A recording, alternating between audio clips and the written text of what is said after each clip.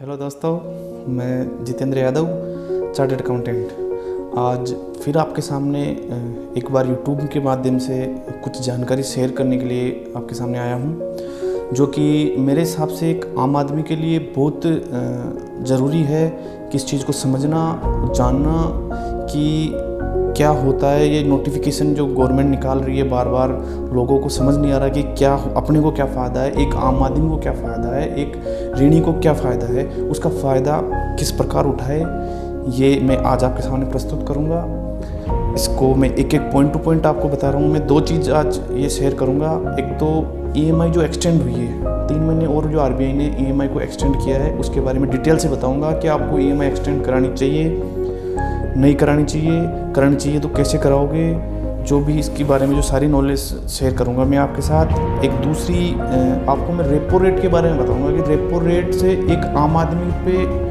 क्या, उसका क्या इम्पेक्ट आएगा, उसका क्या फ़ायदा ले सकता है हमारा, जो कि बिल्कुल भी कोई भी लोग इस चीज़ को नहीं जानते हैं। तो उसके लिए भी मैं आपको डिटेल में शेयर करूँगा। सबसे पहले मैं लेता हूँ EMI एक्सटेंड। RBI ने अभी प्रेस कॉन्फ्रेंस करी थी, उसमें मोरेटोरियम पीरियड जो EMI एक्सटेंड का है वो 3 महीने और बढ़ा दिया।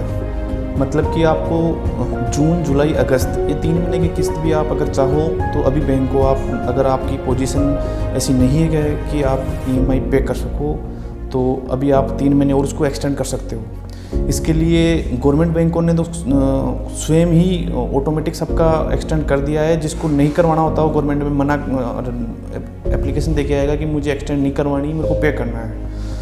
रही बात प्राइवेट बैंकों की, अभी मेरे पास कुछ मेरे दोस्तों को प्रोफेशनल क्लियर्स से बात हुई है। वो बोलते हैं कि कोई प्राइवेट बैंक ऐसे हैं कहीं जो फोर्स कर रहे हैं कि आप EMI पे करो, ग्राहक को बोल रहे हैं कि आप EMI पे करो, नहीं तो आपका सिविल स्कोर ख़राब हो जाएगा, सिविल पे इम्पेक्ट आ जाएगा। तो मेरी एक बिल्कुल जेन्युइन राय है कि अगर आपकी पोजीशन नहीं है कि आप EMI अभी दे सको, तो आप अभी बिल्कुल भी ना दे।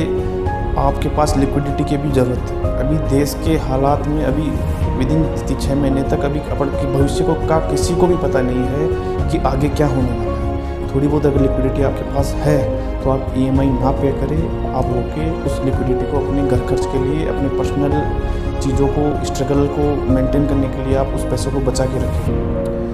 अब बात आई कि कोई बैंक बोल रहा है कि आपको EMI पे करना ही करना होगा, तो इसके लिए मेरी जो पर्सनल सजेशन ये है कि आप एक बार उनको रिटर्न में एप्लीकेशन दे के आए उनको कि साहब मैं अभी, मेरे ऐसे हालात नहीं है कि मैं EMI पे करूं, और तो उसको एक्सटेंड कर दिया जाए, रिटर्न में दाए। साथ में रिसिप्ट भी लेके आए कि आप उनको एप्लीकेशन दे के आए हो, तो एक कॉपी आप भी लेके आए उसकी, उनसे रिसिप्ट साइन करवा के कि मैंने आपको एप्लीकेशन दी है। फिर उसके बाद भी अगर कोई बैंक आपका सिविल पे इम्पेक्ट डालता है तो मेरे हिसाब से वो कंज्यूमर कोर्ट में जाने के लायक होगा। इसलिए कोई भी बैंक ऐसा नहीं है जो आप रिटर्न में एप्लीकेशन देते हो और उसको वो एक्सटेंड नहीं करते हैं। तो आप, अगर आपकी पोजीशन नहीं है EMI पे करने की, तो आप ज़रूर रिटर्न में बैंक को एप्लीकेशन दे, तो वो आपकी EMI एक्सटेंड होगी। और अगर आपके पास सरप्लस मनी है, आप 6 महीने 1 साल तक आराम से EMI पे करने के बाद भी अगर कर सकते हो, तो आप EMI पे करें, क्योंकि बैंक इसका ब्याज लेगा। जो आप अभी नहीं पे कर रहे उसका ब्याज लेगा। ब्याज में भी मैं ये कहूँगा कि सारे बैंकों की अभी पॉलिसी आई नहीं है कि कौन सा बैंक किस तरीके से ब्याज जोड़ेगा।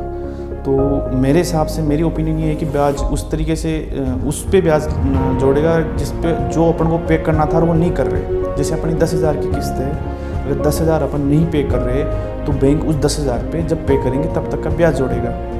और ऐसा होना चाहिए, जो ना पे कर रहे बैंक को उस पर ब्याज लगना चाहिए। ये तो रही EMI के बात। अब मैं चलता हूँ एक रेपो रेट, जो बहुत ज़्यादा आपके काम की चीज़ है। रेपो रेट का मतलब वो ये होता है कि RBI जो बैंकों को जो लोन देता है, उसको किस रेट पे ब्याज को बैंक को लोन देता है, कौन सी रेट लगाता है ब्याज की जिस पे बैंकों को लोन देता है। तो ये रिसेंटली 1 साल के अंदर RBI ने रेपो रेट को करीब 2.5% कम किया है। मतलब कि 6.5% से अभी 4% पे आ गया है। तो मतलब 4% रेट ब्याज की RBI ने बैंकों से लेने के लिए कम किया है। अब इसका आप आम आदमी पे क्या इम्पेक्ट आए। अभी जैसे अपने होम लोन लिया है, अपने किस्त आ रही है मान लो 20,000 की आ रही है। तो उस समय लिया था 2 साल पहले, तो जब रेपो रेट ज़्यादा थी तो बैंक ने अपने भी ब्याज की रेट ज़्यादा लगाई होगी। लेकिन अब रेपो रेट कम हो गई, लेकिन अपन बैंक में ना गए, ना अपनी लोन की EMI को रीशेड्यूल करवाया। अपन ने बैंक से बात नहीं की, जिस रेट पे लोन हुआ था उसी रेट से अपन किस्त दे रहे हैं। तो एक आम आदमी को जागरूक रहना चाहिए, बैंक के पास जाना चाहिए, उनसे नेगोशिएट करना चाहिए कि हमारी EMI का अमाउंट उसी रेट से जो MCLR है उसकी रेट के हिसाब से हमारी ब्याज की रेट कम की जाए और EMI को रीशेड्यूल किया जाए। या आप रिटर्न में दो उनको, उनसे रिटर्न में जवाब मांगो, अगर वो नहीं करते तो क्यों नहीं कर रहे, ये पूरा फ़ायदा आपको क्यों नहीं दे रहे। अभी रेपो रेट 4% है, बहुत कम है, जो कि आपकी इंटरेस्ट रेट को भी काफ़ी प्रभावित करती है। तो रेपो रेट का इम्पैक्ट आपकी ब्याज की रेट में आना चाहिए। ये मेरी पर्सनल सजेशन है, आप ज़रूर जिसकी भी EMI चल रही है बैंक में जाए, बैंक वालों को रिटर्न में दे कि मेरी रेट ऑफ इंटरेस्ट नेगोशिएट की जाए, जितनी रेपो रेट से आपकी इंटरेस्ट रेट प्रभावित हुई है उतनी ही मेरी की जाए, और उससे रिटर्न में रिसिप्ट ले। बाद में अगर फिर भी बैंक नहीं करता है तो आप कंज्यूमर कोर्ट जाए और बैंक को बताए कि मेरी रेपो रेट की मेरी रेट ऑफ इंटरेस्ट कम क्यों नहीं की जा रही है। ये दो चीज़ है, जागरूक बनिए, समझदार बनिए। गवर्नमेंट जो भी आपको फ़ायदा देना चाह रही है उसका फ़ायदा लीजिए। कई बैंक है जो उस चीज़ को आगे फॉरवर्ड नहीं कर रहे हैं, तो मैं आप लोगों को एक सजेशन दे रहा हूँ, प्लीज़ आप इस चीज़ का स्टेप उठाइए। आपका कोई सा भी लोन हो, किसी प्रकार का लोन हो, आप ज़रूर बैंक जाइए और रेट ऑफ इंटरेस्ट को नेगोशिएट कराइए। इसका बहुत बड़ा इम्पैक्ट पड़ेगा आपके जीवन। आप लोगों से एक विनती है कि मेरा चैनल, अगर आपको मेरी सजेशन, मेरी राय आपको पसंद आए तो मेरे चैनल को सब्सक्राइब ज़रूर करें और बेल आइकन को क्लिक करें। धन्यवाद।